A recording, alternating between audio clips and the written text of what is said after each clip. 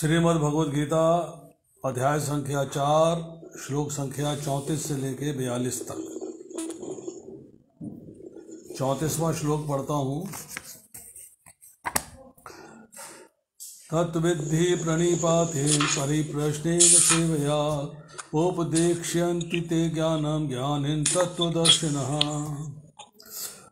अनुवाद में लिखते हैं श्रील प्रभुपाद, तुम गुरु के पास जाकर सत्य को जानने का प्रयास करो, उनसे विनीत होकर जिज्ञासा करो और उनकी सेवा करो। स्वरूप सिद्ध व्यक्ति तुम्हें ज्ञान प्रदान कर सकते हैं, क्योंकि उन्होंने सत्य का दर्शन किया है। चौथे अध्याय के 33वें श्लोक में हमने पढ़ा कि हे परंतप, द्रव्य यज्ञ से ज्ञान यज्ञ श्रेष्ठ है। हे पार्थ, अंतर्गोत्वा सारे कर्म यज्ञों का अवसान दिव्य ज्ञान में होता है। मतलब आप जितने भी एक पीछे यज्ञ दिए गए हैं, 12 के 12 जो यज्ञ बताए गए हैं, इन यज्ञों का अल्टीमेट जो रिजल्ट है, अल्टीमेट इज ज्ञान यज्ञ, कि आपको ज्ञान प्राप्त करना है। ज्ञान प्राप्त करके उस ज्ञान के अनुसार जीवन चलाना है। यही हमने पिछली बार चर्चा करी थी कि भगवान दूसरे अध्याय के 39वें श्लोक में भी ये बात कह रहे हैं कि अब मैं तुझे निष्काम भाव से कर्म करना बता रहा हूँ। यदि तुम उस भाव से कर्म करोगे, मतलब जो मैंने तरीका बता रहा हूँ उसके अनुसार कर्म करोगे, तो कर्म के बंधन से मुक्त हो जाओगे। तीसरे अध्याय के 31वें श्लोक में भगवान ने कहा कि जो मेरे आदेश का श्रद्धा पूर्वक ईर्ष्या रहित होकर पालन करता है, वो कर्म के बंधन से मुक्त हो जाता है, अर्थात मेरे धाम को प्राप्त करता है। तो यहाँ जो है, जब चौथा अध्याय हमने स्टार्ट किया था, तब चर्चा ये आ रही थी कि दिव्य ज्ञान का चैप्टर है, अर्थात इसमें हमें ज्ञान प्राप्ति करनी है और दिव्य ज्ञान के बारे में भगवान बता रहे हैं। अब भगवान ने जब ये कह दिया कि आपको जो है दिव्य ज्ञान प्राप्त करना है, दिव्य ज्ञान जो ज्ञान यज्ञ जो है द्रव्य यज्ञ से श्रेष्ठ है, जब ये बात कह दी, तो अब भगवान ये बता रहे हैं कि दिव्य ज्ञान है क्या। नंबर 1, मतलब किससे प्राप्त होगा, उसकी क्वालिफिकेशंस क्या होनी चाहिए, और कौन प्राप्त करेगा, अर्थात जो शिष्य है जिसको दिव्य ज्ञान प्राप्त करना है, उसकी क्वालिफिकेशन क्या होनी चाहिए। अर्थात दोनों की क्वालिफिकेशन के बारे में चर्चा आ रही है। अब यहाँ पे भगवान ने कहा कि तुम गुरु के पास जाके सत्य को जानने का प्रयास करो।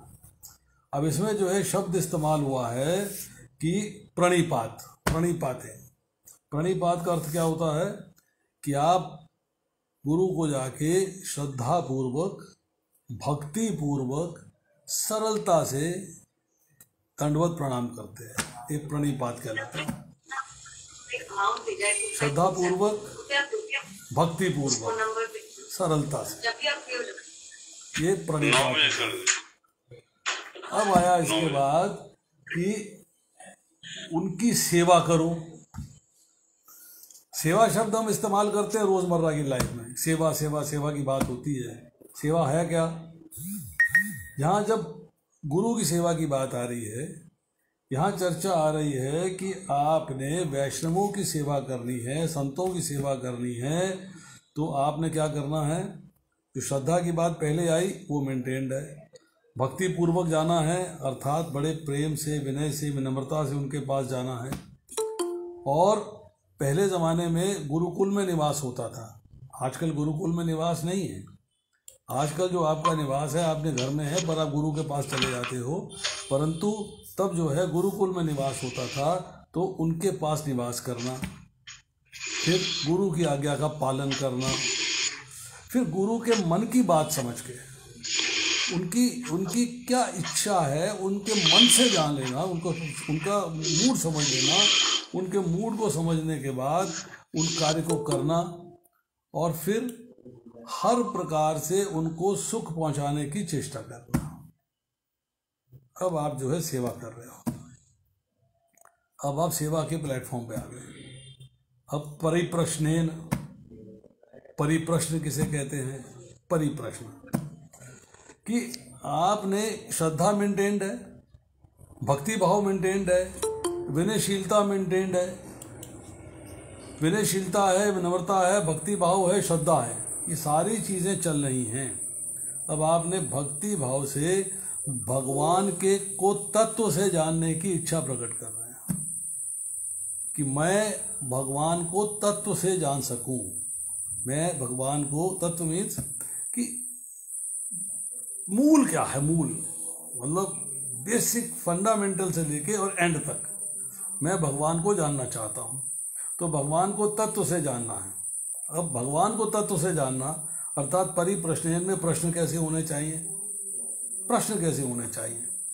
तो प्रश्न होने चाहिए कि मैं कौन हूं, मैं कहां से आया हूं, जिसको हम आत्म साक्षात्कार कहते हैं। प्रभुपाद ने जगह जगह लिखा है आत्म साक्षात्कार। तो आत्म साक्षात्कार का अर्थ क्या है, एक्चुअल अर्थ क्या है, उसमें 5-6 स्टेप्स हैं जिनको जानने का हमें प्रयास करना चाहिए। नंबर 1 कि मैं कौन हूं, मैं कहां से आया हूं, मृत्यु के बाद मुझे कहां जाना है, भगवान है या नहीं है। अब भगवान है तो उनका नाम क्या है। अब उनका नाम जानने के बाद भगवान से मेरा संबंध क्या है और मुझे उस संबंध को कैसे निभाना है। फिर ये जो प्रकृति है जिससे शरीर बना है, जो हमें दिखाई देती है आसपास, पृथ्वी जल अग्नि वायु आकाश मन बुद्धि अहंकार, ये क्या है अर्थात माया क्या है, भगवान का स्वरूप क्या है, संबंध की बात मैंने चर्चा कर दी।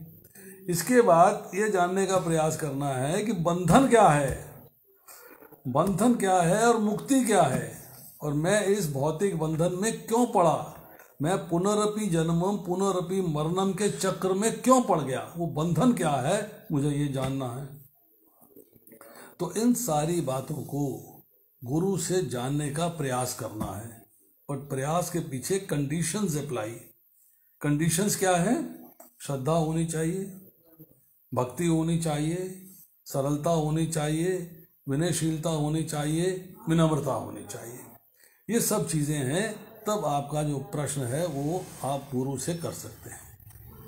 अब ज्ञान की प्राप्ति के लिए भगवान ने कहा आवश्यक क्या है, जो मैंने चीज़ें अभी बताई, श्रद्धा भक्ति सरलता। ये चीज़ें अगर आपके पास हैं और इन चीज़ों को लेके आप जो है गुरु के पास जाते हो और भगवान का ज्ञान प्राप्त करने की कोशिश करते हो, तब गुरु जो है आपके समर्पण से अभिभूत होकर प्रसन्न होकर आपको ज्ञान देते हैं। पर जिसमें श्रद्धा नहीं है, बेसिक स्टेप, जिसमें श्रद्धा नहीं है, जिसमें भक्ति नहीं है, उसको अगर उपदेश दे भी दिया जाए तो उसे स्वीकार नहीं करेगा, उसे एक्सेप्ट नहीं करेगा, उसके द्वारा ग्रहण नहीं होगा। इसीलिए जो संत हैं, जो वैष्णवगण हैं, जो गुरु है, उनको प्रणाम करना, सेवा करनी, उनको आदर सत्कार की कोई आवश्यकता नहीं है, फिर भी आप उनका आदर सत्कार करते हैं।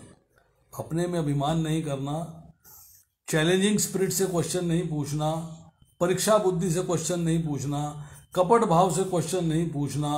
मतलब आपने तत्व ज्ञान प्राप्ति करनी है तो उसके पीछे ये क्वालिटीज़ आपके पास भी होनी चाहिए। फिर आप जब गुरु के पास हो, गुरु की सेवा करते हो, तो प्रश्न करना किस टाइम पे करना है, उस टाइम पे करना है जब आप अपनी विजन से देखते हो कि अब गुरु जो है थोड़ा फ्री है, अब उसके पास जो है अवकाश है, टाइम है, स्पेयर टाइम है, अब वो आपके प्रश्न का उत्तर दे सकता है, तब आप उससे जो है प्रश्न करोगे, तब गुरु से प्रश्न करोगे। अब श्रुति के अंदर मुंडक उपनिषद पहला मुंडक दूसरा अध्याय 12वें श्लोक में चर्चा आती है, तद्विज्ञानार्थं स गुरुमेवाभिगच्छेत समित्पानि श्रोत्रियम ब्रह्मनिष्ठम, कि गुरु भी जो है वो ब्रह्म में निष्ठ होना चाहिए और उसने भी सुन के ज्ञान प्राप्त किया है, श्रोत्रियम, उसने भी गुण को गुण से प्राप्त किया है, और आप भी उनसे सुन के ही ज्ञान प्राप्त करोगे। मतलब आप जो है उसके पास जाते हो यथाशक्ति भेंट लेके, अभिमान रहित होकर, वेद शास्त्र के ज्ञाता व्यक्ति के पास, वैष्णव के पास आप जाके ज्ञान प्राप्त करते हो उस महापुरुष से, और विनय पूर्वक, विनम्रता पूर्वक, विनयशीलता के साथ, भक्ति भाव से, सरल भाव से, श्रद्धा पूर्वक, ये क्वालिटीज आपके अंदर होनी चाहिए। अब तत्व दर्शन, मतलब ऐसा गुरु जो कि परंपरा से आ रहा है, जो कि परंपरा से आ रहा है, उसने सारा ज्ञान परंपरा से प्राप्त किया है और आपको भी परंपरा में ही ज्ञान दे रहा है। आप उस ज्ञान को स्वीकार करिए, उस ज्ञान को प्राप्त करिए। तो यहाँ पर जो है प्रभुपाद जी लिखते हैं कि निसंदेह आत्म साक्षात्कार का मार्ग कठिन है। जो मैंने आपको आत्म साक्षात्कार के रूल्स बताए वो मार्ग कठिन है, जानना आसान नहीं है, परंतु भगवान का उपदेश है कि उन्हीं से आरंभ होकर परंपरा से प्रमाणिक गुरु की शरण ग्रहण की जाए। मतलब जो परंपरा भगवान से आरंभ हो रही है उस परंपरा के अंदर चल के आप जो है प्रमाणिक गुरु से शरण लेके ज्ञान प्राप्त करें। इस परंपरा के सिद्धांत का पालन किए बिना कोई प्रमाणिक गुरु नहीं बन सकता। ऑथराइज्ड, आज हम बीए पास करते हैं, एमए पास करते हैं, स्कूलिंग करते हैं, affiliated to CBSE, affiliated to ISC, मतलब अथेंटिकेट हो गया। चाहे मुझे 11वीं की सारी पढ़ाई आती हो, 12वीं की सारी पढ़ाई आती हो, सर्टिफिकेट तभी मिलेगा जब ऑथेंटिकेट होगा। तो इसी तरह ज्ञान प्राप्त करना भी एक सर्टिफिकेट है। ज्ञान प्राप्त तभी होगा जब आपका जो गुरु है वो अथेंटिकेटेड होगा, अर्थात प्रामाणिक होगा। अब प्रभुपाद जी लिखते हैं जिज्ञासा और विनीत भाव के मेल से आध्यात्मिक ज्ञान प्राप्त होता है, तब आध्यात्मिक ज्ञान प्राप्त होता है। शिष्य ना केवल गुरु से विनीत होकर सुने, अपितु विनीत भाव से तथा सेवा से और जिज्ञासा दे गुरु के द्वारा स्पष्ट ज्ञान प्राप्त करें। ज्ञान प्राप्त करना है तो उसके लिए आपके अंदर ये क्वालिटी होनी चाहिए। अब आते हैं हम श्लोक संख्या 35 पे। यद ज्ञात्वा न पुनः मोहम एवं याससी पांडवः येन भूतानि अशेषानि द्रक्षसी आत्मनि अथ ओमयि। स्वरूप शुद्ध व्यक्ति से एक वास्तविक ज्ञान प्राप्त कर चुकने पर तुम पुनः कभी ऐसे मोह को प्राप्त नहीं होगे, क्योंकि इस ज्ञान के द्वारा तुम देख सकोगे कि सभी जीव परमात्मा के अंश स्वरूप हैं, अर्थात सब मेरे हैं। तो यहाँ है स्वरूप सिद्ध व्यक्ति से ज्ञान प्राप्त होने की बात। तत्व दर्शना मतलब जो स्वरूप सिद्ध व्यक्ति है उससे ज्ञान प्राप्त होने की बात है।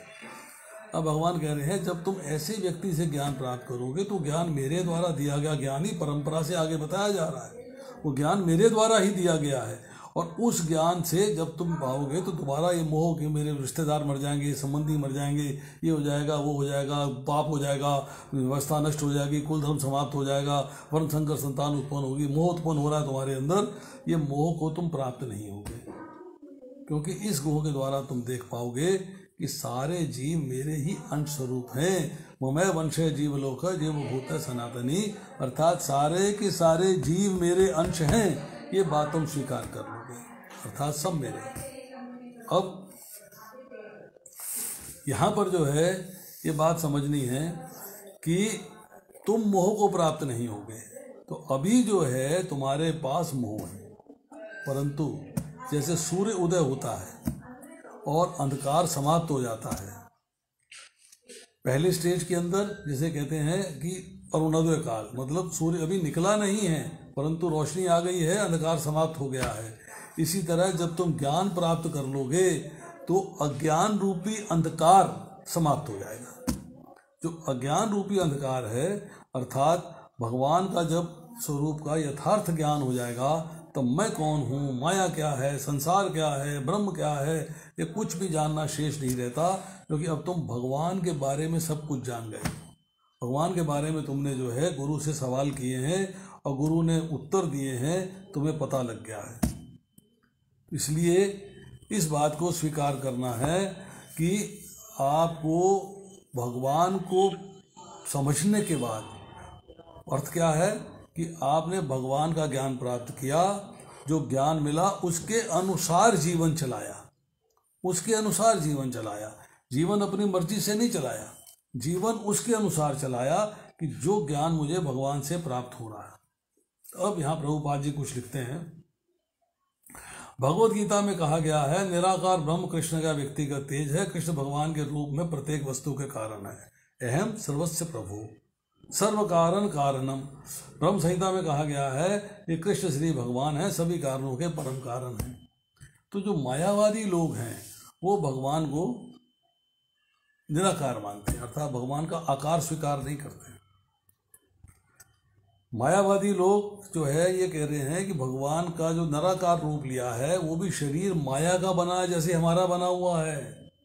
पर जो निराकारवादी हैं वो कहते हैं भगवान का तो कोई आकार ही नहीं है, भगवान तो बिंदु मात्र हैं, भगवान रोशनी का पुंज है, भगवान लौ है। मतलब भगवान का कोई अस्तित्व स्वीकार नहीं करते, ये स्वीकार करते हैं कि भगवान हैं परंतु रोशनी का पुंज हैं या बिंदु मात्र हैं, अर्थात उनका कोई स्वरूप नहीं है। पर ये सवाल है, अगर आप रोशनी मानते हो तो रोशनी का सोर्स तो होना चाहिए। सोर्स क्या है? सोर्स क्या है? तो ईशोपनिषद के अंदर 15वें मंत्र में व्याख्या आती है कि भक्त जो है भगवान से प्रार्थना कर रहा है, हे भगवान अपने मुखमंडल से अपनी किरणों का आवरण हटाइए जिससे हम आपके मुख के दर्शन कर सकें। मतलब भगवान के मुखमंडल के आगे एक किरणों की एक बहुत भारी रोशनी है। वो रोशनी भगवान के अंगों से निकलती है, भगवान के शरीर से निकलती है, जिसे ब्रह्म ज्योति कहा जाता है। तो कहते हैं कि उस अंगों से आप जो है अंगों के आगे से जो किरणों की पर्दा है उस पर्दे को हटा दीजिए जिससे हम आपके दर्शन कर सकें। अब इसमें प्रश्न ये आता है कि मुक्ति का एक्चुअल अर्थ क्या है? मुक्ति हो गई, मुक्ति का अर्थ क्या है? हाउ डू वी डिफाइन मुक्ति? मुक्ति का डेफिनेशन क्या होगा? मुक्ति को डिफाइन कैसे करते हैं? तो मुक्ति का डेफिनेशन है, प्रभुपाद जी लिखते हैं कि कृष्ण के नित्य दास के रूप में, कृष्ण के नित्य दास के रूप में अपनी स्वाभाविक स्थिति पर स्थित होना। मैं कृष्ण का नित्य दास हूं, वो स्वाभाविक स्थिति क्या है? भगवान के धाम में भगवान के दास के रूप में स्थित था, जहाँ से मैं यहाँ आया, और अब मुझे वापस जाके उसी स्थिति में उसी पोजीशन पे जाके अपने आप को एस्टैब्लिश करना है। ये मुक्ति का अर्थ है। अर्थात अब मैं इस भौतिक संसार के बंधन से मुक्त हो गया, मुझे इस भौतिक संसार के बंधन से छुटकारा मिल गया। 36वें श्लोक में पढ़ते हैं, अपि चेदसि पापेभ्य सर्वेभ्य पाप कृतं तम सर्वं ज्ञान प्लवेन एव वृजनम संतरिष्यति। यदि तुम समस्त पापियों में भी सर्वाधिक पापी समझा जाए तो भी इस दिव्य ज्ञान रूपी नाव में स्थित होकर दुख सागर को पार करने में समर्थ होगे। अब प्रभुपाद जी क्या लिख रहे हैं इसके बारे में देखिए। श्री कृष्ण के संबंध में अपनी स्वाभाविक स्थिति का सही ज्ञान इतना उत्तम होता है कि अज्ञान सागर में चलने वाले जीवन संघर्ष से मनुष्य तुरंत ही ऊपर उठ सकता है। जब आपने आत्म साक्षात्कार, जिसकी मैंने पहले चर्चा करी है, उसका ज्ञान प्राप्त कर लिया, जब आप उस लेवल पे आ गए तो क्या होगा कि अब आप समझ जाओगे कि भगवान की स्थिति क्या है, मेरी स्थिति क्या है। वो स्वामी है, अब मैं सेवक हूँ, सेवक का कार्य है स्वामी की सेवा करना। तो मैं जो है भगवान का नित्य दास, मेरे को दास की ड्यूटी जो है वो निभानी है, मुझे दास की ड्यूटी निभानी है। ये बात उसे समझ में आ गई। अब इसके लिए थोड़ी सी चर्चा करते हैं।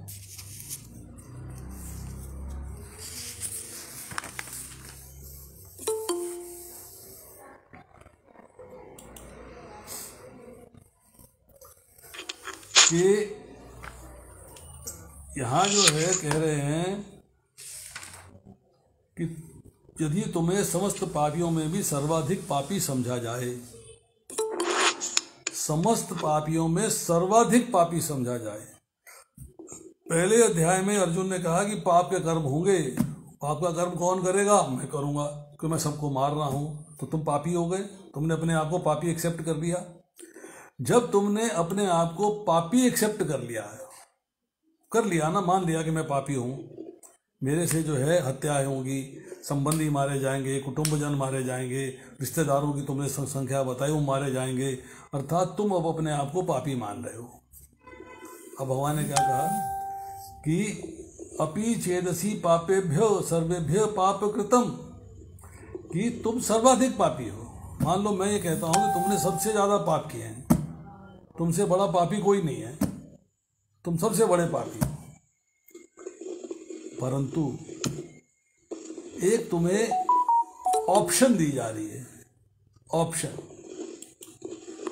ऑप्शन क्या है ऑप्शन ये है कि ये जो दिव्य ज्ञान दिया जा रहा है, ये जो नॉलेज दी जा रही है, ये जो दिव्य ज्ञान दिया जा रहा है, इस दिव्य ज्ञान को सुन के, समझ के और इसका पालन करते हुए, इसके अनुसार चलते हुए अगर तुम जीवन चलाओगे, अर्थात दिव्य ज्ञान रूपी नाव की संज्ञा दी गई दिव्य ज्ञान को, दिव्य ज्ञान के अनुसार, दिव्य ज्ञान का पालन करते हुए, दिव्य ज्ञान के अनुरूप, उसके अकॉर्डिंगली अगर तुम जीवन चलाओगे तो दुख सागर को पार करने में समर्थ होगे।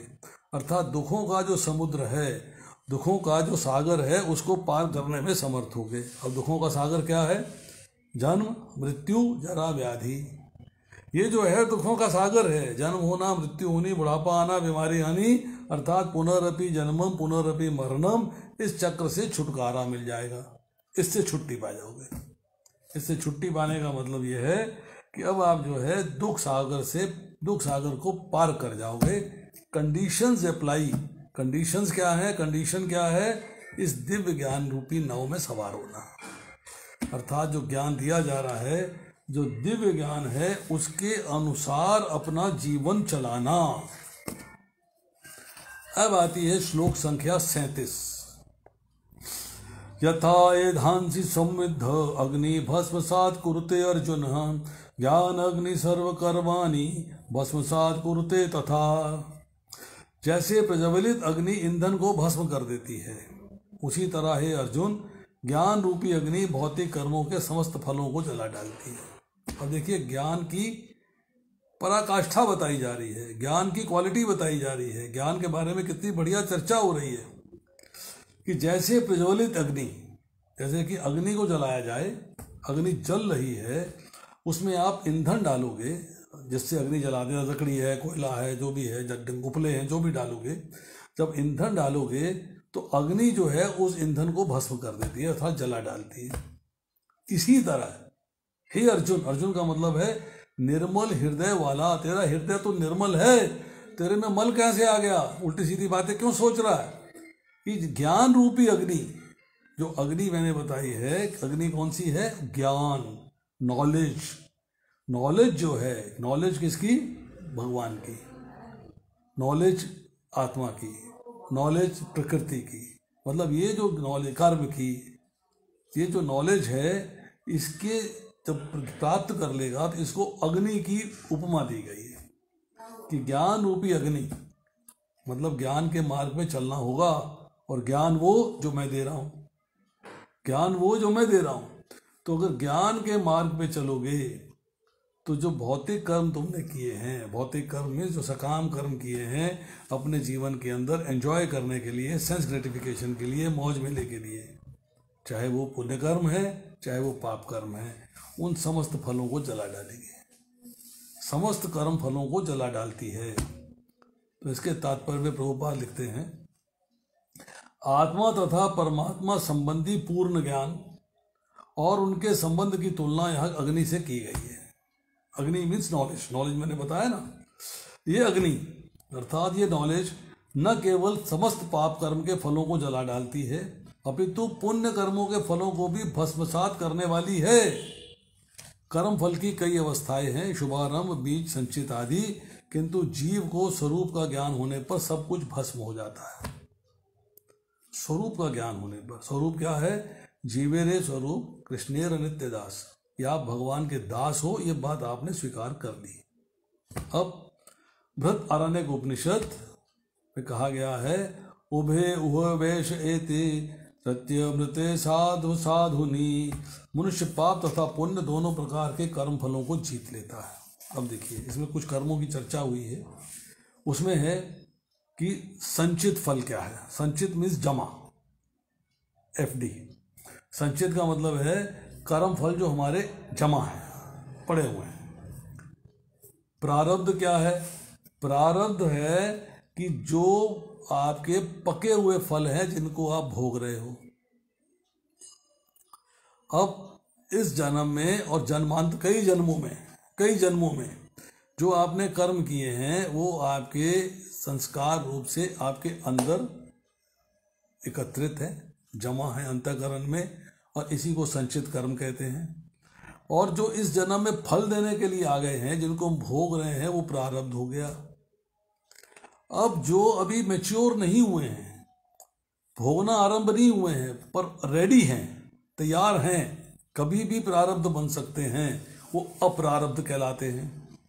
और जो अभी जो है सामने आ गए, बीज के रूप में अंकुरित होने वाले हैं, वो कूट हैं। और जो सीड स्टेज में पड़े हुए हैं, पता नहीं कब फलित होंगे, वो बीज है।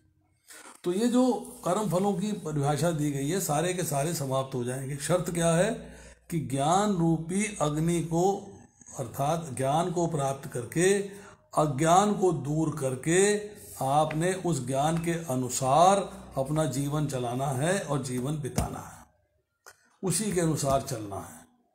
इसी की चर्चा पीछे हुई है। जो कर्म में अकर्म देखता है, अकर्म में कर्म देखता है, अर्थात उसके सारे कर्म ही अकर्म है, अकर्म ही कर्म है, कोई भेद नहीं है दोनों में। उस लेवल का जो व्यक्ति है, जो भगवान की सेवा में तत्पर है, भगवान की सेवा में लगा हुआ है, उसके कर्मफल समाप्त हो जाते हैं। बट बलदेव विद्याभूषण क्या लिखते हैं? उन्होंने एक बात कही। उन्होंने कहा, बलदेव विद्याभूषण ने, कि जब व्यक्ति एक जन्म लिया है, उसके जो कर्म फल हैं वो भोगेगा कि नहीं भोगेगा। जब भक्ति में आ गया और भक्ति में उसने जो है 100% अचीव कर लिया, तो उसकी स्थिति क्या है? कर्म फल भोगने को मिलेंगे कि नहीं भोगने को मिलेंगे? तो बलदेव विद्याभूषण लिखते हैं कि जो व्यक्ति भक्त है, वही भगवान के नाम रूप गुण लीला धाम का वर्णन सुनता है और वर्णन करता है, अर्थात प्रचार करता है। अगर उसके कर्मफल समाप्त हो जाएंगे तो उसकी मृत्यु हो जाएगी। कर्मफल समाप्त होती डेथ आ जाएगी, मृत्यु हो जाएगी। और मृत्यु हो जाने का मतलब यह है कि अब वो धाम चला गया। तो भैया अगर सारे ही धाम चले जाएंगे भक्त, अभक्त तो प्रचार करेगा नहीं। जो सेंस ग्रेटिफिकेशन में मस्त है, जो भोग विलास में रत है, जो आत्मपरायण नहीं है, जो भोग परायण है, वो तो प्रचार करेगा नहीं। तो फिर लोगों को संदेश कौन देगा, प्रचार कौन करेगा? तो इसलिए जब व्यक्ति जो है, जो कर्मफल लेके पैदा होता है, वो कर्मफल भोगेगा इस जन्म के अंदर। हाँ, फल कम हो जाएंगे, फल सीरियस नहीं रहेंगे, लाइट हो जाएंगे, हल्के हो जाएंगे। आप में उन कर्म फलों को सहने की शक्ति आ जाएगी और समाप्त नहीं होंगे। समाप्त होंगे पूर्ववर्ती, अर्थात जो पिछले जन्मों में किए हुए हैं, या परवर्ती जो इस जन्म में किए हैं और आगे फलित होने हैं, वो सब समाप्त हो जाएंगे। पर शर्त यह है कि आपने इस ज्ञान को प्राप्त करके अपने अज्ञान को दूर करना है। हम कहते हैं ना, ओम अज्ञान तिमिरंधस्य ज्ञानांजन शलाकया, अर्थात गुरु ही मेरे अंधकार को दूर करेंगे, गुरु ही मेरे अंधकार को दूर करेंगे। तो अब जो है हम करते हैं श्लोक संख्या 38, श्लोक संख्या 38। न हि ज्ञानेन सदृशं पवित्रम इह विद्यते तत्स्वयं योग संसिद्धम कालेन आत्मनि विदन्ति।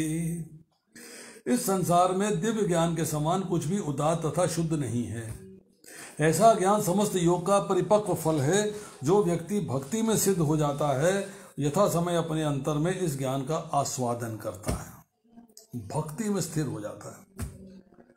जब हम दिव्य ज्ञान की बात करते हैं तो इसका मतलब है भगवान का ज्ञान, भगवान द्वारा दिया गया ज्ञान, भगवान का ज्ञान, भगवान द्वारा दिया गया ज्ञान। कहते हैं इससे इसके समान कुछ भी उत्तम नहीं है, इससे बढ़िया कोई चीज नहीं है, इससे पवित्र और कोई चीज नहीं है। तो प्रभुपाद जी लिखते हैं कि बंधन का कारण है अज्ञान और मुक्ति का कारण है ज्ञान। अर्थात अगर आप मुक्त होना चाहते हो, इस भौतिक संसार से छुटकारा पाना चाहते हो, तो इस ज्ञान को प्राप्त करना है। और ये ज्ञान भक्ति का मैच्योर्ड फ्रूट है, भक्ति का मैच्योर्ड फ्रूट है। जब कोई दिव्य ज्ञान की अवस्था प्राप्त कर लेता है, उसे अन्यत्र शांति खोजने की आवश्यकता नहीं रहती, वह मन ही मन शांति का आनंद लेता है। दूसरे शब्दों में, ज्ञान तथा शांति का पर्यावसान कृष्ण भावनामृत में होता है। जब ज्ञान प्राप्त हो जाता है, शांति प्राप्त हो जाती है, तब आप जो है कृष्णा कॉन्शियसनेस में अपलिफ्ट हो जाते हो।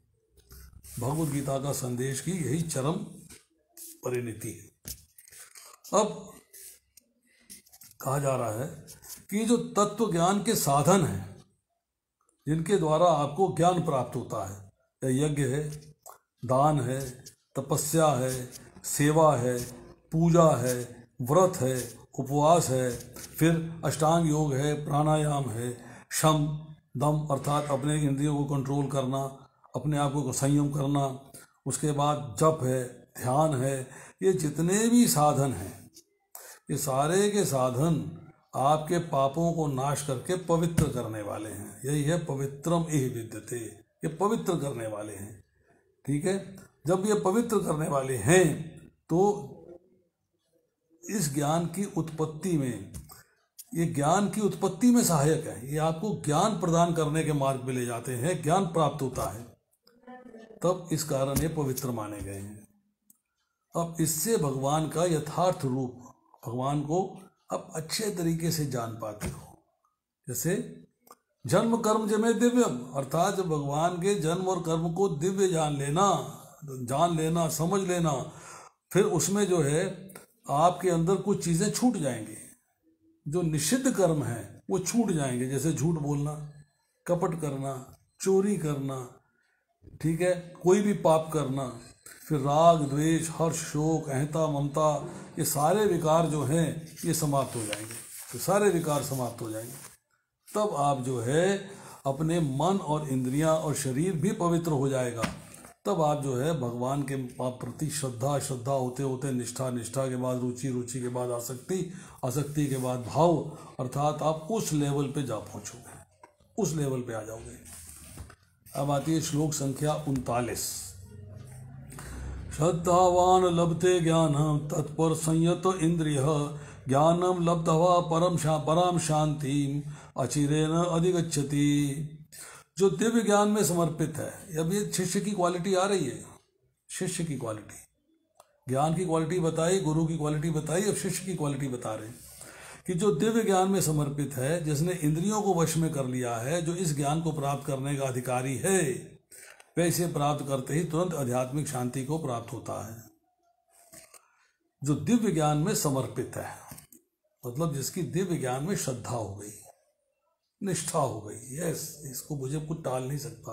Now I have understood the right thing, अब मैंने सही चीज को स्वीकार कर लिया है, एक्सेप्ट कर लिया, मैंने इंद्रियों को वश में कर लिया है, इंद्रियां वश में आ गई हैं। अब मैं इस ज्ञान को, अब जब ये इंद्रियां वश में आ गई हैं, संयम में हो गई हैं, अब वो जो है इस ज्ञान को प्राप्त करने की एलिजिबिलिटी के लेवल पे आ गया, योग्यता के लेवल पे आ गया। अब उसकी एलिजिबिलिटी हो गई, अब उसकी योग्यता हो गई। अब उसके बाद क्या है कि इमीडिएटली शांति मिल जाएगी, टेंशन्स खत्म, कुंठा खत्म, परेशानियां खत्म, चिंताएं खत्म। अब समझ में आ गया कि अब मैं जो है भगवान के प्रति समर्पित हूँ, भगवान के प्रति मेरी पूर्ण श्रद्धा है, अब मैं भगवान को प्राप्त करने के मार्ग पे चल पड़ा हूँ। Now he has accepted that he is on the path.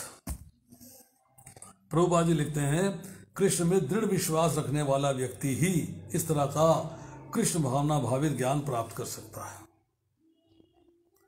मतलब आपको पहले भगवान में श्रद्धा डेवलप होगी ना, तभी तो ज्ञान प्राप्त होगा। अब जो यह सोचता है कि कृष्ण भावना भावित होकर कर्म करने से परम सिद्धि प्राप्त कर सकता है, क्योंकि हरे कृष्ण महामंत्र के जप के द्वारा आपके हृदय की सारी मलिनता, आपकी सारी गंदगी, कंटेमिनेशन समाप्त हो जाती है। बट इंद्रियों को वश में करना है, अर्थात इंद्रियों को इंद्र विषयों से हटाना है, ये आवश्यक है। इंद्रियों को वश में करना है, तो जो इंद्रियों को वश में कर लेता है वो तुरंत ही कृष्ण भावनामृत को प्राप्त करता है। अब श्रद्धावान के बारे में थोड़ा सा और चर्चा कर लेते हैं। श्रद्धा किसमें है? वेदों में, उपनिषदों में, इतिहास में, अर्थात वाल्मीकि रामायण है, महाभारत है, पुराण है, इनमें श्रद्धा है, अर्थात शास्त्र में श्रद्धा है, भगवान में श्रद्धा है। फिर वैष्णवों में श्रद्धा है, फिर भगवान के वचनों में, वैष्णवों के वचनों में श्रद्धा है, अर्थात ये सारी श्रद्धा, अर्थात अब आपको उसमें फेथ है, या आपको फेथ है, अब उसमें उत्तमता फील होती है, yes very nice, very good, highest quality feel होती है। इसका मतलब है कि अब आप श्रद्धा में आ गए, और जिसमें श्रद्धा है वो श्रद्धावान हो गया, वो श्रद्धावान हो गया। अब आप जो है श्रद्धा के बिना अगर भगवान के मतलब भगवान को प्राप्त करना चाहते हैं तो बड़ा मुश्किल है, क्योंकि आप गुरु के पास गए ही नहीं, आपने ज्ञान प्राप्त किया ही नहीं, आपको मालूम ही नहीं कैसे चलना चाहिए। अजय हम ऐसे करते थे, अजय हमारे परिवार में ये रिवाज है। भाई आपके परिवार में रिवाज होगा, परंतु शास्त्र की बात ठीक माने या सुनी सुनाई बात, करी कराई बात ठीक माने, तो शास्त्र के अनुसार चलना चाहिए। शास्त्र जो कहता है उसके अनुसार चलना चाहिए। तो अब जो है 40वां श्लोक आता है, आज्ञ च श्रद्धान च संशय आत्मा विनश्यति, नायम लोक अस्ति न पर न सुखम संशय आत्मनः। किंतु जो अज्ञानी तथा श्रद्धाहीन व्यक्ति शास्त्रों में संदेह करते हैं वे ईश्वर भावनामृत को नहीं प्राप्त करते, अपितु नीचे गिर जाते हैं, और संशय आत्मा के लिए न तो इस लोक में न ही परलोक में कोई सुख है। संशय आत्मा के लिए तो जो डाउट करता है, जो संदेह करता है, जो हर बात में नींद में निकालता है, उसके लिए ना तो यहाँ सुख है ना परलोक में सुख है। सुख क्या है? सुख है भगवान का सानिध्य प्राप्त होना, सुख है मुक्ति के मार्ग में चलना, सुख है बात को समझना, भौतिक भोगों के प्रति आकृष्ट नहीं होना, उनसे टेंशन नहीं क्रिएट होनी, दिक्कत नहीं क्रिएट होनी। तो यहाँ प्रभुपाद जी लिखते हैं, जो ईश्वर तथा उनके वचनों में विश्वास नहीं रखता, उन्हें इस संसार में ना भावी लोक में कुछ हाथ में लगता है, ना सुख मिलता है, ना यहाँ मिलता है ना वहाँ मिलता है। भगवत गीता सभी प्रमाणिक एवं मान्य शास्त्रों में सर्वोत्तम है। जो पशु तुल्य हैं उन्हें ना तो प्रमाणिक शास्त्रों के प्रति कोई श्रद्धा है और ना उनका ज्ञान होता है, और कुछ लोगों को यद्यपि उनका ज्ञान होता है उनमें से वे उदाहरण देते रहते हैं, किंतु उसमें वास्तविक विश्वास नहीं होता। तो ये बात बड़ी इंपॉर्टेंट है कि लोग जो है इसको कई बार चैलेंजिंग स्पिरिट से देखते हैं, चैलेंज करते हैं, चैलेंजिंग स्पिरिट से देखते हैं भी कैसे किया जाएगा। आप अज्ञान में हो, अंधकार में हो, आपको सत्य असत्य का ज्ञान नहीं है, आत्म अनात्म का ज्ञान नहीं है, करनी अकरनी का ज्ञान नहीं है, क्या आपका विवेक ही नहीं है, आपको समझ नहीं आ रही, आर्ट ऑफ डिस्क्रिमिनेशन नहीं है, सोचने समझने की बुद्धि नहीं है, कर्तव्य का ज्ञान नहीं है, तो आप अज्ञ हो, आप अज्ञान में हो। और आप जो है ईश्वर और परलोक, इस लोक में परलोक में, पर ईश्वर की जो प्राप्ति के साधन बताए गए हैं शास्त्र में, संतों के द्वारा, वैष्णवों के द्वारा, आपका उसमें भी विश्वास नहीं है, तो आप तो टोटल अज्ञान में हो। जब आपकी श्रद्धा ही नहीं है तो आप अश्रद्धान हो गए। अश्रद्धान मतलब आप श्रद्धा में नहीं हो और आपका हर विषय में संशय रहता है, पता नहीं ऐसी कपोर्शन की है, बेकार की बात कर रहे हैं, ऐसा तो होता नहीं है। तो आप जो है अश्रद्धान है, मतलब आपका उसमें श्रद्धा नहीं है, अश्रद्धान है और संशय आत्मा है। तो ऐसा व्यक्ति जो है उसके लिए इस लोक में और परलोक में कहीं भी सुख नहीं है, कहीं भी स्थान नहीं है, वो जिंदगी में कभी सुख नहीं प्राप्त कर सकता। अब 41वां श्लोक करते हैं। योगा संयस्त कर्मानं ज्ञान संच्छिन्न असंशयम् आत्मवंतम न कर्माणि निबध्नन्ति धनंजय। जो व्यक्ति अपने कर्म फलों का परित्याग करते हुए भक्ति करता है और जिसके संशय दिव्य ज्ञान द्वारा विनष्ट हो चुके होते हैं, वही वास्तव में आत्मपरायण है। ये धनंजय वे कर्मों के बंधन से नहीं बनता। अब भगवान ने इस दिव्य ज्ञान को प्राप्त करने का रिजल्ट बता दिया कि दिव्य ज्ञान को जो प्राप्त कर लेता है, दिव्य ज्ञान के मार्ग में चलता है, उसका रिजल्ट क्या है ये बता दिया कि अपने कर्म के फलों का परित्याग करते हुए माँ फलेषु कदाचन, उसने कर्म के फलों का परित्याग कर दिया, अब भक्ति कर रहा है, भगवान के साथ अपने आप को समर्पित कर दिया है, भगवान की प्रेममयी सेवा में लग गया है। अब उसके जितने डाउट्स थे इस दिव्य ज्ञान के द्वारा जो गुरु के द्वारा प्राप्त करेगा नष्ट हो चुके हैं। ऐसा व्यक्ति आत्मपरायण है, अर्थात आत्मा के बारे में सोचता है, भगवान के बारे में सोचता है, दोनों का ज्ञान प्राप्त करता है। ऐसा व्यक्ति कर्मों के बंधन में नहीं बनता। तो प्रभुपाद जी लिखते हैं, जो मनुष्य भगवत गीता की शिक्षा का उसी रूप में पालन करता है जिस रूप में भगवान कृष्ण ने दी थी, तो वह दिव्य ज्ञान की कृपा से समस्त संशयों से मुक्त हो जाता है, डाउट्स खत्म हो जाते हैं उसके, और श्री भगवान के अंश रूप में अपने स्वरूप का ज्ञान पहले हो चुका है। कृष्ण स्वरूप कृष्ण क्या नित्य दास के रूप में उसका स्वरूप है, तो इसलिए वो कर्म बंधन से मुक्त हो जाता है। तो 41वें श्लोक में जो है ये चर्चा आई है कि भाई आपको ईश्वर है या नहीं, कैसा है, परलोक है या नहीं, यदि है तो कैसे हैं, कहाँ हैं, शरीर इंद्रियां मन बुद्धि ये सब आत्मा है या आत्मा से अलग हैं, ये बात समझनी है। जड़ हैं या चेतन हैं, सब जगह व्यस्त हैं कि एक ही जगह पे व्याप्त हैं, अर्थात कर्ता और भोक्ता जीवात्मा है या प्रकृति है, आत्मा एक है या अनेक है, वे एक है तो कैसे है, भगवान एक है तो कैसे हैं, अर्थात इस सब बातों का जो ज्ञान प्राप्त कर लेता है, इसको ठीक तरीके से समझ लेता है, बुद्धि का प्रयोग करके संतों के वचनों से, वैष्णवों के वचनों से आगे चलता है, yes now he is on the right track, ऐसा व्यक्ति जो है वो भगवान को प्राप्त कर सकता है, कर्म बंधन से मुक्त हो सकता है। अब आती है लास्ट श्लोक आज का, श्लोक संख्या 42। तस्माद् अज्ञान संभूतम हृदस्थम ज्ञान असिनात्मनः छित्त्वा एनं संशयं योगम अतिष्ठ उत्तिष्ठ भारतः। अतएव तुम्हारे हृदय में अज्ञान के कारण जो संशय उठे हैं उन्हें ज्ञान रूपी शस्त्र से काट डालो। हे भारत, तुम योग से समन्वित होकर खड़े हो और युद्ध करो।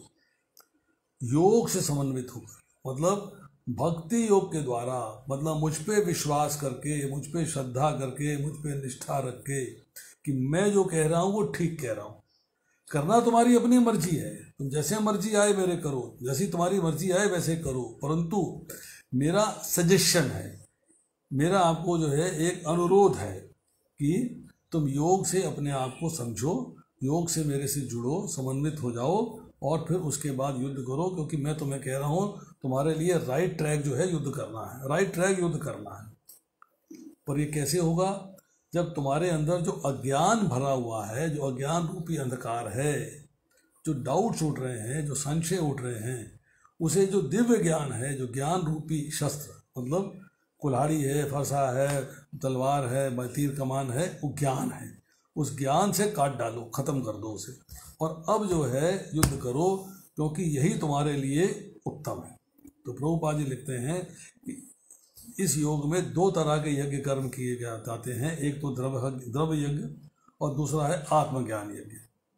आत्मज्ञान यज्ञ जो है विशुद्ध आध्यात्मिक है, द्रव्य यज्ञ जो है आप अपने भौतिक भोग विलास के लिए कर रहे हो, ठीक है, भगवान से सेवा करी, सकाम कर्म किया, मुझे कुछ प्राप्त हो जाए।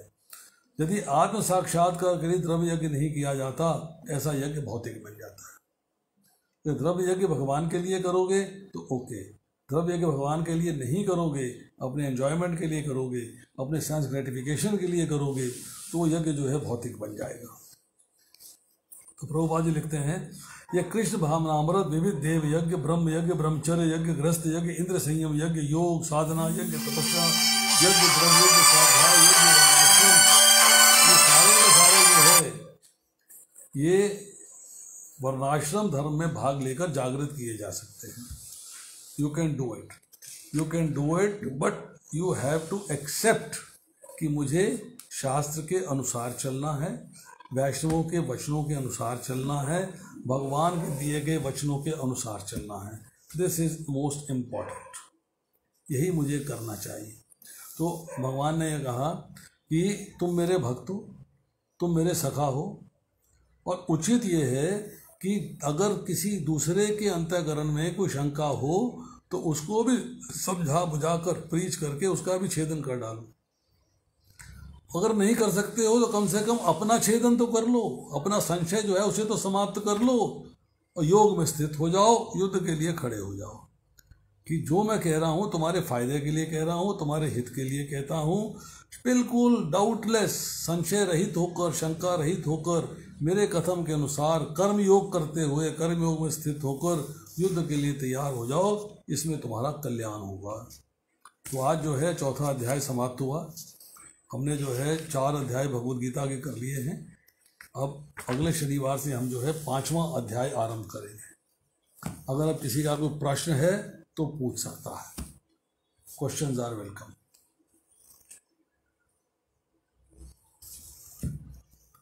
बताइए, एनी क्वेश्चन? कमल प्रभु? हाँ जी, मंजू जी, कोई सवाल है आपका? में जो वो बोले ना, संचित फल प्रारब्ध, उसके बाद तीसरा क्या था, अप्राप्त। नहीं, देखिए ऐसा है कि इसको आप समझिएगा इस तरीके से, दोबारा बता देता हूँ। देखिए ये दो जो लास्ट के थे वो मैं बता देता हूँ, आप दोबारा सुन लीजिएगा। जी प्रभु जी। प्रारब्ध का मतलब होता है कि जो आप कर्मफल भोग रहे हो, जी यह कहते हैं भाग्य है, भाग्य को भोगना है मेरे को, जो फलित हो गया है वो प्रारब्ध है। जैसे हम कहते हैं एक हाँ, एक वो एक ठीक है। एक फूल आया और फूल से आपकी छोटी सी ककड़ी आ गई और वो होते होते होते बड़ी हो गई, पक गई। तो ऐसी जो कर्म है वो डेवलप हुआ, होते होते होते उसका फल जो है मैच्योर कर गया, फल मैच्योर हो गया, आपने आप भोग रहे हो उसको। दूसरा है अभी फूल ही आया है पर पता है इस पे ककड़ी आएगी। फूल आया है मतलब यह है कि अभी वो अप्रारब्ध है, पड़ा हुआ है, परंतु वो तैयार है भोगने के लिए। वो बिल्कुल अभी भोगना आरंभ नहीं किया आपने, फल आ गया है परंतु भोगना आरंभ नहीं हुआ है। तीसरा है कूट। कूट का मतलब यह है कि वो अंकुरित होने वाला है, वो तैयार हो गया है अंकुरित होने के लिए, मतलब जस्ट अबाउट टू मैनिफेस्ट। और चौथा है बीज, मतलब सीड स्टेज। सीड स्टेज है, पड़ा हुआ है, पता नहीं फल कब निकलेगा, मालूम नहीं, फल कब आएगा कुछ मालूम नहीं, बट आएगा। जब वो अंकुरित होने लग जाएगा तो कूट हो गया। जब अंकुरित होने के बाद निकलना शुरू हो गया बाहर, जमीन से बाहर निकलना, अर्थात अब आपको तैयार है भोगने के लिए, अप्रारब्ध हो गया। अब भोगना शुरू हो गया तो प्रारब्ध हो गया। तो बैक स्टेज से चलेंगे तो ऐसे आएगा।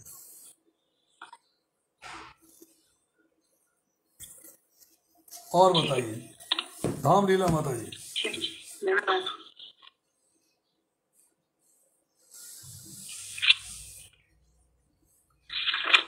कृपा माता प्रभु, रितु खन्ना,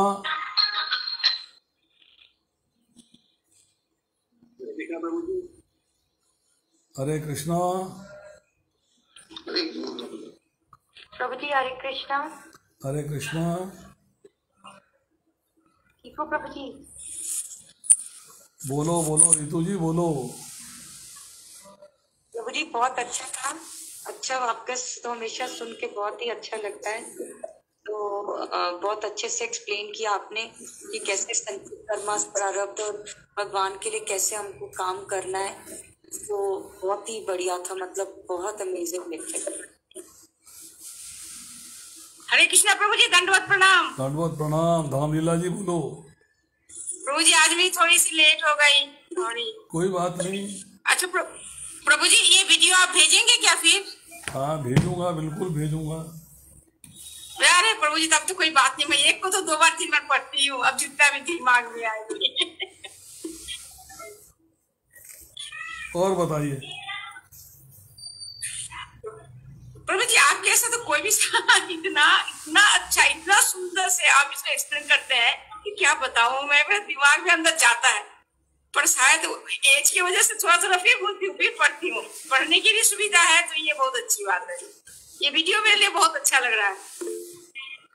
नहीं, वीडियो में पोस्ट करना शुरू कर रहा हूँ अब आपको एक एक करके जो है, कई तो आ गए हैं, आपको हर हफ्ते में 2-3 वीडियो कई तो आ गए हैं, मैं तो उसे पढ़ रही हूँ। नहीं अब और आने शुरू हो जाएंगे अब सारे। जी ये बहुत अच्छा है, ये बहुत अच्छी बात है। हमारे पास रहेंगे, हम जब हुआ पढ़ेंगे। और कृपा माधव प्रभु।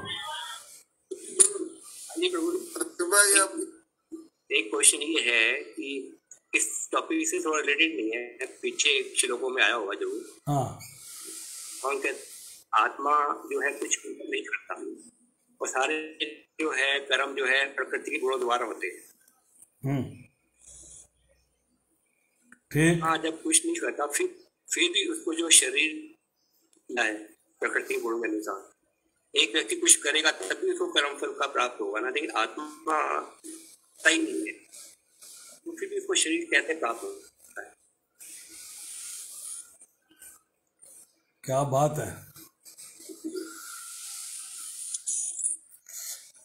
ऐसा है कि सबसे पहली बात तो ये है कि शरीर प्राप्त क्यों हो रहा है। जब आत्मा भगवान का अंश है, ठीक है, भगवान पवित्र है और आत्मा भी पवित्र है, तो फिर उसको उसकी कॉन्शियसनेस जो है दूषित हो जाती है, तो वो जो है अगला शरीर क्यों प्राप्त करती है, किस लिए, क्यों? उसका एक ही कारण है कि तीसरे अध्याय के 27वें श्लोक में भगवान बताते हैं कि उसने जो है शरीर के साथ अपना संबंध स्थापित कर लिया है, उससे अलग नहीं समझती अपने आप को।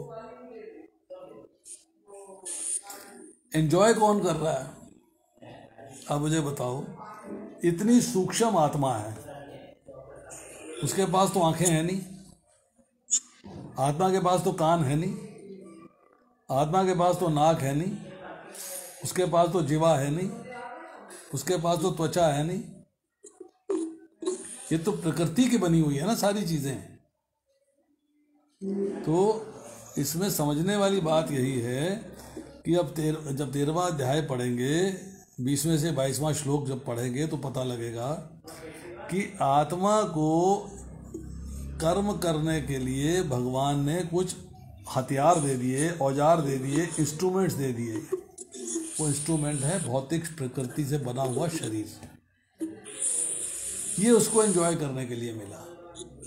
और उस भौतिक प्रकृति वाले शरीर के अंदर जो है 5 कर्म की इंद्रियां हैं, 5 ज्ञान की इंद्रियां हैं, 5 उनके विषय हैं, पृथ्वी, जल, अग्नि, वायु, आकाश, मन, बुद्धि, अहंकार और मूल प्रकृति अर्थात प्रधान।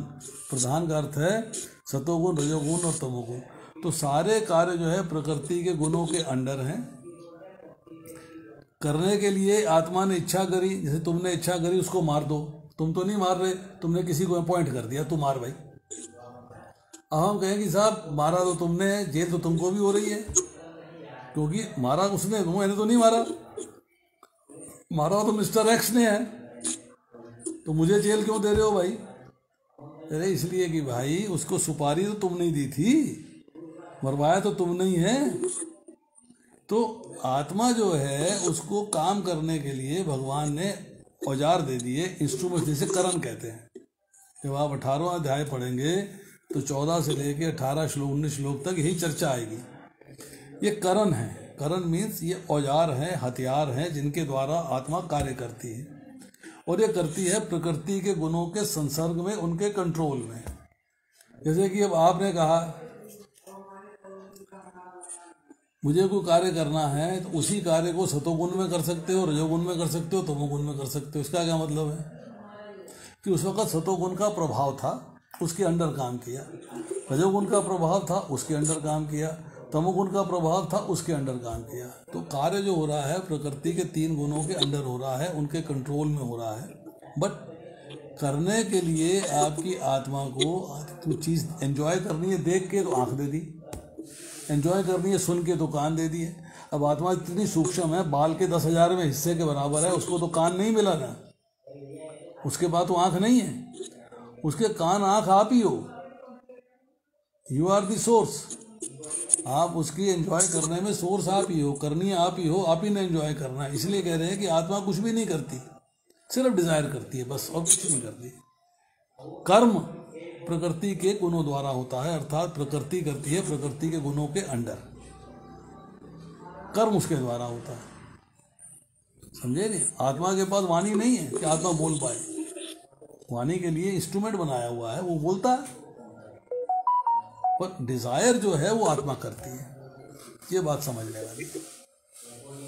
इच्छा करने से कुछ प्राप्त होती है, इच्छा करेगी, सेंस एंजॉयमेंट की इच्छा, इसीलिए क्योंकि उसने अपने आप को शरीर के साथ बांध लिया है, शरीर के साथ अपने आप को एक समझ लिया, तारतम्य स्थापित कर लिया है। तो क्या होगा? अब मृत्यु हो गई, शरीर तो समाप्त हो गया, पर आत्मा के साथ वो कर्म का फल बंधा हुआ है, क्योंकि एंजॉय उसने किया है, माध्यम ये बन गया। तो वो जो एंजॉयमेंट कर रहा है, जो माध्यम बन गया, वो तो खत्म हो गया। जो एंजॉयमेंट जिसने किया है उसको अगला शरीर प्राप्त होगा। वो पुनरअपि जन्मम पुनरअपि मरणम के चक्र में घूमती रहेगी। This is important. इच्छा करने से कुछ नहीं, इच्छा करो एंजॉय करने की। तो फिर वो भगवान दे देते हैं। अब भगवान की सेवा की इच्छा करो, वही करना। देखिए, इलेक्ट्रिसिटी आपके घर में आती है, इलेक्ट्रिसिटी है, एसी चलता है तो ठंडा कर देती है, इंस्ट्रूमेंट क्या है? एसी। हीटर चलता है तो गर्म कर देती है, इंस्ट्रूमेंट क्या है? हीटर। अगर आप कर्म करना चाहते हो भगवान के प्रति तो आपकी चॉइस है, उसके हिसाब से कर्म करो। एंजॉयमेंट के लिए करना चाहते हो तो उसकी चॉइस है, उसके अनुसार कर्म करो। डिज़ायर ही तो करनी है ना आपको, डिज़ायर जो मर्जी करो आप। तो आत्मा के लिए कार्य है डिज़ायर करना, कुछ नहीं है। यही जो है भगवान ने 18वें अध्याय के 14वें श्लोक में बताया। कर्ता है, कर्म है, चेष्टाएं हैं, इंद्रियां हैं और परमात्मा है। 5 चीजें हैं, 5 कारण हैं कर्म करने के। तो उसमें कर्ता आत्मा भी है, कर रही है ना, पर क्या कर रही है? डिजायर कर रही है। आत्मा के पास इतना सूक्ष्म है, इतनी बाल की नोक के 10,000 में हिस्से के बराबर। उसकी आंख थोड़ा उसके पास सुन पाए, कान देख पाए, सुन पाए, कान नहीं है वो। तो उसने आपको इंस्ट्रूमेंट्स मिल गए, आप उसके साथ एंजॉय करिए। आपने कहा मैं हॉकी खेलनी है, हॉकी खेलो, इंस्ट्रूमेंट मिल गया। क्रिकेट खेलनी, क्रिकेट खेलो, उसका इंस्ट्रूमेंट मिल गया। इसी तरह उसने कहा मुझे देख के एंजॉय करना है तो आंख लो भैया, सुन के एंजॉय करना है तो कान से एंजॉय करो। चॉइस आपकी है। और पूछो मुरलीधर प्रभु। क्योंकि जैसे भगवान कहते हैं कि इनके कर्म फल भी कैरी फॉरवर्ड हो जाते हैं अगले शरीर में। बिल्कुल होंगे। जो भी आपने इच्छा करी ये तभी तो प्रारब्ध बने हमारे। कैरी फॉरवर्ड तभी होंगे जब आप भक्ति में नहीं हो। तो अगर भक्ति में होगे तो कैरी फॉरवर्ड खत्म हो जाएगा, समाप्त हो जाएंगे वो। परंतु अगर भक्ति में नहीं हो तो उसका भी है, इंस्टेंट रिजल्ट है। कर्म फल इंस्टेंट है, कोई शॉर्ट डिले है, कोई लॉन्ग डिले है, कोई फर्दर डिले है, कोई लॉन्गेस्ट डिले है। तो वो कर्म फल जो है, वो कर्म जो है उसके अनुसार उसका फल मिलता है। तो उसका रिजल्ट भी कितना डिले होगा उसके अनुसार ही है। बस चलती रहती बात। लगभग व्यक्ति उसके तो फल होते ही नहीं, वो तो सिर्फ भगवान की इच्छा के अनुसार ही कार्य करता है। जैसे अर्जुन ने किया, अर्जुन ने किया। कौन भगवान की इच्छा के अनुरूप कार्य करता है? कौन? जैसे अर्जुन को ज्ञान दिया, अर्जुन ने भगवान की इच्छा के लिए युद्ध किया। ना ना ना ना ना ना, भगवान ने 18वें अध्याय के 63वें श्लोक में कहा है, मैं तुझे सारा ज्ञान दे दिया है, उत्तम ज्ञान दे दिया है, सीक्रेट नॉलेज दे दी है। यत् इच्छेसी तथा कुरु, तेरी जैसी इच्छा हो तू वैसा कर। और 18वें अध्याय के 74वें श्लोक में अर्जुन कह रहा है कि मेरी स्मृति वापस आ गई है, मेरे संशय दूर हो गए हैं, मुझे ज्ञान की प्राप्ति हो गई है। अब मैं आपके आदेश के अनुसार कर्म करने के लिए तैयार हूं। इच्छा अर्जुन की है, इच्छा भगवान की नहीं है। भगवान ने समझाया है, भगवान ने उसे ज्ञान दिया है कि व्हाट इज योर ड्यूटी। भगवान ने उसको जो है उसका जो ड्यूटीज हैं, उसका जो कर्तव्य है, उसका भान कराया कि yes this is your duty, you should do like this. But choice फिर भी अर्जुन की है, करे या ना करे। पर अर्जुन ने अब एक्सेप्ट किया है कि मेरी अब चॉइस क्या है, मैं आपके कहे अनुसार कार्य करूं। This is my choice. उसकी चॉइस है कि मैं आपके कहे अनुसार कार्य करूं, ये मेरी चॉइस हो गई। तो भगवान ने अर्जुन से जबरदस्ती नहीं कराई। हाँ, उत्तिष्ठ भारत, उठ भाई युद्ध कर, समझा रहा हूं मैं तेरे को युद्ध करना चाहिए, तू युद्ध कर। पर युद्ध करना या ना करना तो अर्जुन की चॉइस है, अर्जुन का डिसीजन है, वो भगवान का डिसीजन नहीं है। भगवान ने अर्जुन को अपना कर्तव्य का बोध करा दिया, तेरा कर्तव्य ये है, दिस इज योर ड्यूटी। एक व्यक्ति को ऑफिस में प्रमोशन चाहिए, गवर्नमेंट ने कहा भैया तेरी ड्यूटी ये है कि तू अपना एग्जाम पास कर, प्रमोशन ले ले। वो कहता मैं नहीं करता पास, ना ले, तेरी इच्छा है, चॉइस तेरी, रास्ता बता दिया मैंने। तो प्रमोशन चाहिए तो एग्जाम पास करना पड़ेगा भाई। एक देख ले, अगर तू एग्जाम पास नहीं करता है तो प्रमोशन नहीं मिलेगी। तो चॉइस दे दी ना, रास्ता बता दिया। वहां ने रास्ता ये है कि युद्ध कर, चॉइस तेरी है, करे या ना करे तेरी मर्जी, इच्छा तेरी है, तो कर तो तेरी इच्छा, ना कर तो तेरी इच्छा। दो चीजें होगी ना, अगर हम शारीरिक स्तर पे कार्य करते हैं तो हमें अपने प्रारब्ध कर्म फल भोगने पड़ेंगे। अगर हम आध्यात्मिक स्तर पर, आत्मिक स्तर पर कार्य कर्म फल से, ये तो मैंने अभी बीच में बताया था लेक्चर में, ये तो मैंने लेक्चर में बताया था कि चॉइस आपकी है कि आप आत्मपरायण बनना चाहते हो या भोग परायण बनना चाहते हो। भोग विलास, सेंस ग्रेटिफिकेशन, इंद्र तृप्ति, सेंसुअल एंजॉयमेंट, इसके प्रति कार्य करना चाहते हो तो भैया कार्य करते जाओ। पर अगर दिव्य ज्ञान प्राप्त करके उसके अनुसार कार्य करना चाहते हो तो मुक्ति प्राप्त करोगे। एक तरफ अज्ञान है, दूसरी तरफ ज्ञान है। एक तरफ भौतिक संसार है, पुनरअपि जन्मम पुनरअपि मरणम, एक तरफ है मुक्ति मोक्ष, जहाँ की दोबारा जन्म मृत्यु नहीं है। ये तो उसी मूली पसंद करता है, ये वाली करता है, वो वाली करता है, ये वाला मार्ग लेता है कि वो वाला मार्ग लेता है। ये तो उसकी चॉइस है ना, कौन सा मार्ग लेता है वो। लेकिन अंत समय में पता नहीं अब जो है क्या चेतना रहे, तो वो डिपेंड करता है कि अगले जन्म का जो है क्या रिजल्ट निकलेगा। अंत काले च मामेव, मैंने इस पर कई बार चर्चा करी है। वरा भगवान कहते हैं स्वस्थ अवस्था में निरंतर मेरा स्मरण करो।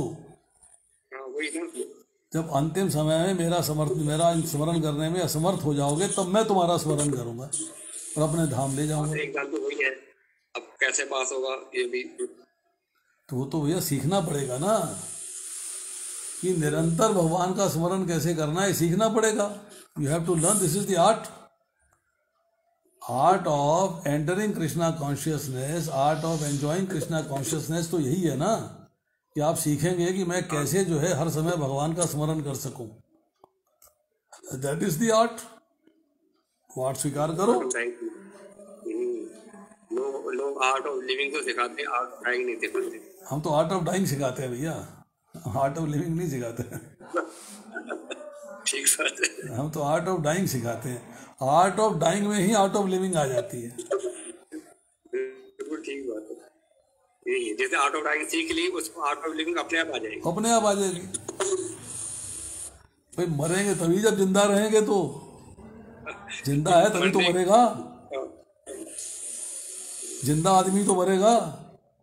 तो जब मरने की आर्ट सिखा दी है तो जिंदा रहने की आर्ट पहले सिखाएंगे तभी तो मरेगा वो। तो आर्ट ऑफ डाइंग में ही आर्ट ऑफ लिविंग है। बिल्कुल 100% है। चलिए, और कोई प्रश्न? कमल प्रभु कैसे हो? हरे कृष्ण प्रभु जी, मैं बिल्कुल ठीक हूँ। बहुत दिनों के बाद दर्शन हुए तुम्हारे। दर्शन तो हुए नहीं, के दिखाई दे रहा है। मैं सर ये वीडियो ऑन कर देता हूँ दी। हाँ, अब बताइए कैसे काफी हो? अच्छा लेक्चर है प्रभु जी, बहुत अच्छा लगा। प्रश्न तो प्रभु जी 2-3 हैं, बट इससे रिलेटेड नहीं है। कोई बात नहीं, बट वो कभी कोई भी रिश्ता हो, प्रश्न से रिश्ता तो है ना। जी प्रभु जी, प्रश्न से तो रिश्ता है। पूछिए प्रभु जी, ये जो हम ज्ञान प्राप्त कर रहे हैं, दिव्य ज्ञान प्राप्त कर रहे हैं, इन सबका जो टोटल कंक्लूजन है वो कुल मिला के, यदि भगवत गीता पहले भी स्टडी की और आपके थ्रू बहुत अच्छी हो रही है, कुल मिला के जो कंक्लूजन आता है वो यही है कि हम जन्म मृत्यु जरा व्याधि से पार जाएं।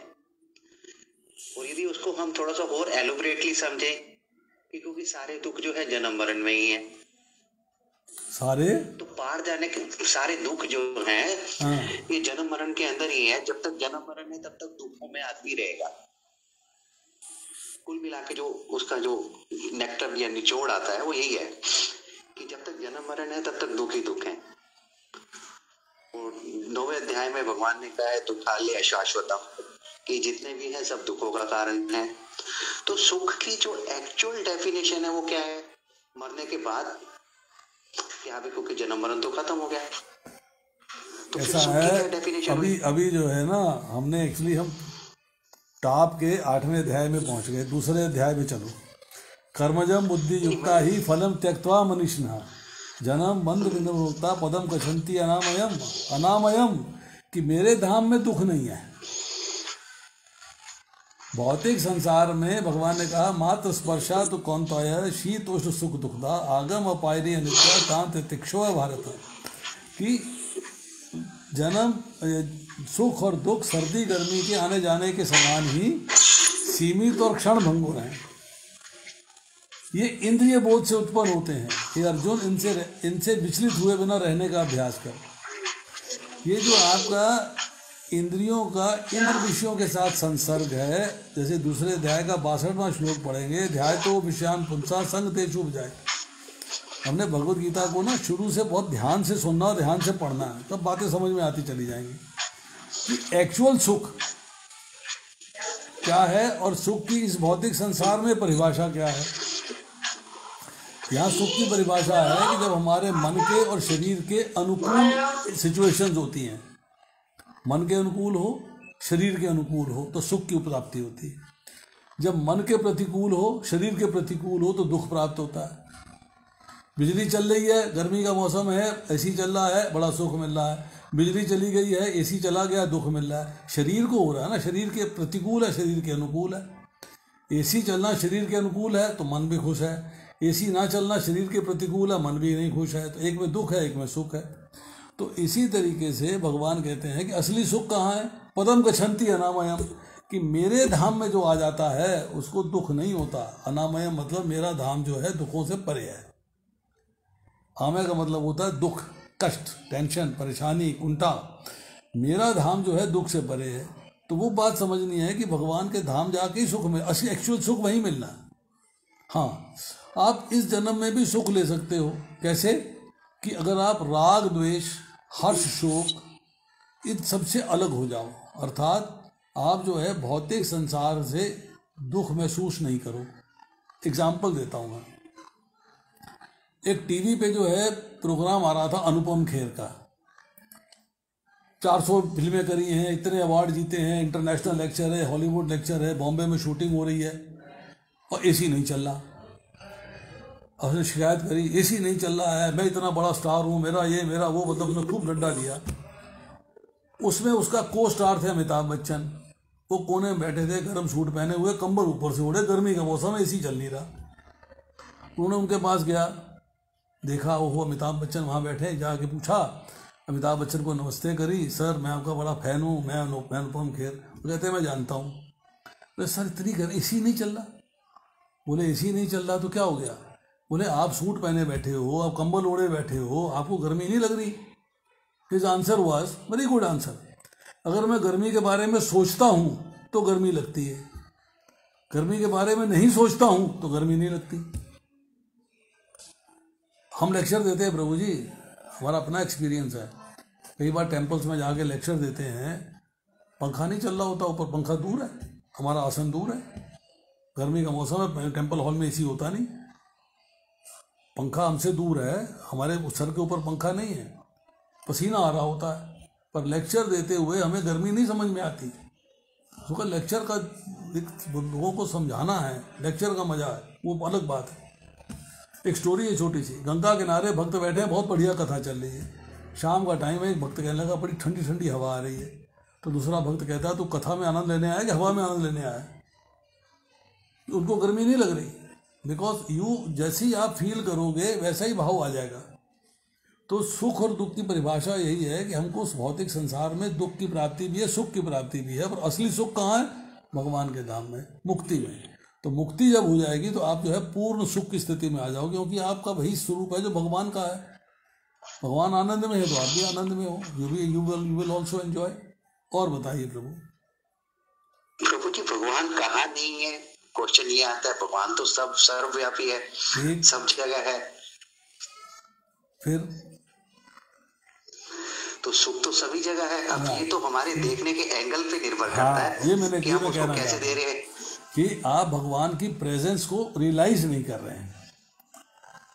भक्त जो है प्रतिकूल परिस्थिति में आनंद प्राप्त करता है। महारानी कुंती कहती है भगवान से कि मैं चाहती हूँ मुझ पर विपदाएं बार बार आए, कि जब विपदाएं आती हैं तो आपका स्मरण होता है, जब आपका स्मरण होता है तो आप आते हो। मतलब आप उसको कैसे लेते हो। हम यहाँ बैठे, हमें एसी के बगैर गुजारा नहीं। अरे उड़ीसा चले जाओ, बिहार चले जाओ, झोपड़ी में रह रहे हैं तो पंखा भी नहीं है, मोमबत्ती या दिए की लाइट में रह रहे हैं, वो उनको गर्मी नहीं लगती। हमें यहाँ मच्छर काटते हैं, हमें गुड नाइट चाहिए 24 घंटे, उनको कोई गुड नाइट नहीं है, कुछ नहीं है, उसके बिना ही आनंद लिए जा रहे हैं, वो उसके बिना ही आनंद लिए जा रहे हैं, उसी में सुख है, वो वेरी हैप्पी। हम ये कहते हैं, मान लीजिए छोटी सी बात कहता हूँ कि किसानों के खाते में 6,000 रुपया साल का जा रहा है, 500 रुपया महीना। एक मर्सिडीज वाला किसान है, उसको 500 रुपये से क्या फ़र्क पड़ता है? इसके लिए तो मतलब बाहर निकले, 4 बच्चे निकले, 4 कोकोला भी है तो 500 रुपया ख़त्म। पर जो गांव में छोटा किसान बैठा हुआ है, उसको जब 500 रुपया मिल जाता है, उसके लिए क्या देता है 500 रुपया? मेरे पास किसान है, मेरा एम्प्लॉई है, वो कहता है जी हम तो सिर्फ नमक खरीदते हैं, मिर्च खरीदते हैं, दूध खरीदते हैं और दाल खरीदते हैं। उसको अगर जो है 500 रुपया महीना मिल जाता है तो उसके लिए जो है नमक भी आ जाता है, मिर्च भी आ जाती है, दूध भी आ जाता है और दाल भी आ जाती है। चाय पीते हैं, प्योर दूध पीते नहीं, उसका गुजारा चल जाए। बाकी कुछ खेती से आ रहा, गुजारा चल गया उनका, they are able to live. उनके लिए बहुत बड़ी आइटम है ये, हमारे लिए हो सकता ना हो। तो ये आपकी फील है, how do you feel about it, कैसे आप उसको फील करते हो। तो भगवान सब जगह हैं, एग्रीड, परंतु हम भगवान के धाम की बात कर रहे हैं। भगवान का धाम सब जगह नहीं है, भगवान अपनी शक्तियों के रूप में उपस्थित है, सब जगह है। एक ट्यूब है, एग्जिस्ट कर रही है, ट्यूब लाइट उसकी शक्ति है, सब जगह है, पूरे कमरे में है, पर वो पूरे कमरे में ट्यूब लाइट नहीं, ट्यूब नहीं है, पूरे कमरे में ट्यूब लाइट है। तो भगवान सब जगह अपनी शक्तियों के रूप में उपस्थित है। अब लाल बत्ती पे खड़े हो, पुलिस नहीं खड़ी, फिर भी आप लाल बत्ती पे खड़े हो, क्योंकि उसकी शक्ति है वहाँ पर, तो आपको कंपेल करती खड़ा होने के लिए। वो हो कैमरा ना लगा हो, पुलिस वाला साइड में ना छुपा खड़ा हो, यार लॉ है, यहाँ लाल बत्ती पे रुकना चाहिए, अब आप उसे एक्सेप्ट करके चलते हो। पर भगवान अपने धाम में विराजते हैं, और उनके धाम में पहुंच जाना, उनकी सेवा में रहना, वही सुख है। That is the enjoyable place. प्रभु जी, वो जीते जी कैसे होगा?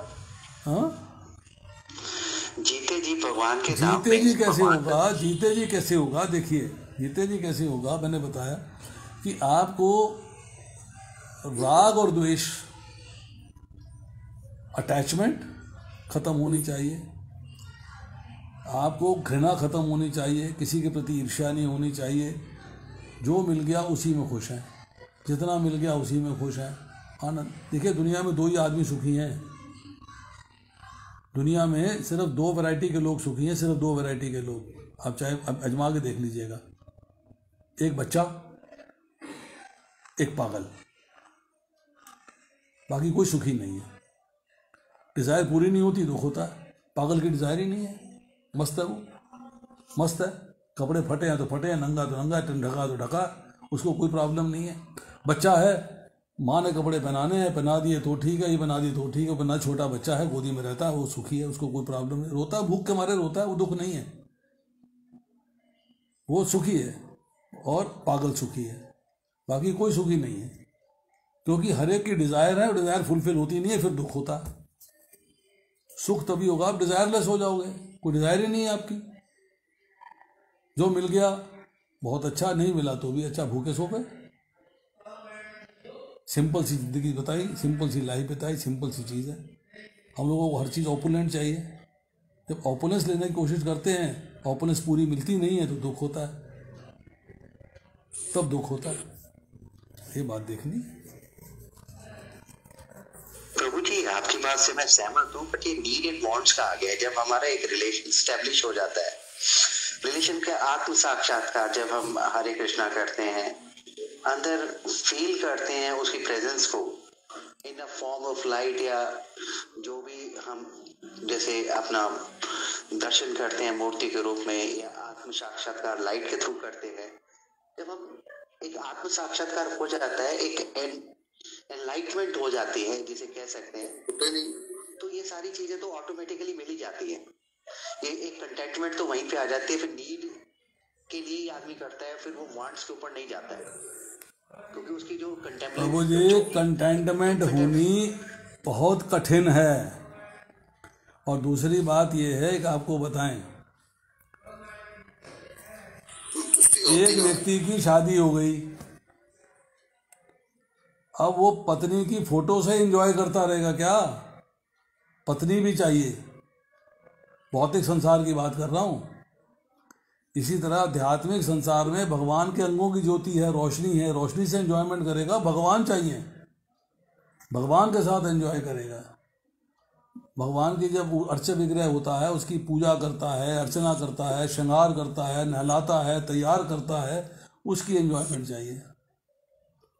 उससे नहीं होगा कि भगवान की जो है वो कोई बात नहीं जी चलेगा, लॉ से मेरा गुजारा चल रहा है, मैंने लॉ देख ली, मैं लॉ में हो रहा हूँ, मैंने बिंदु देख लिया, बिंदु में हो रहा हूँ। जब तक साक्षात्कार नहीं होगा सामने, आपको उसका सेवा करने का अवसर प्राप्त नहीं होगा, तब तक एंजॉयमेंट नहीं कर पाओगे आप।